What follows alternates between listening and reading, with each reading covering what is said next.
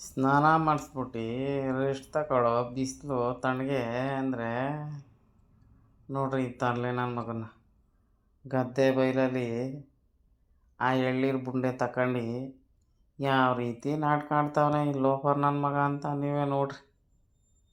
ತರಲೆನ ಮಗನಿಗೆ ಕರ್ಕೊಬಂದ್ರೆ ಗದ್ದೆ ಹತ್ರಕ್ಕೆ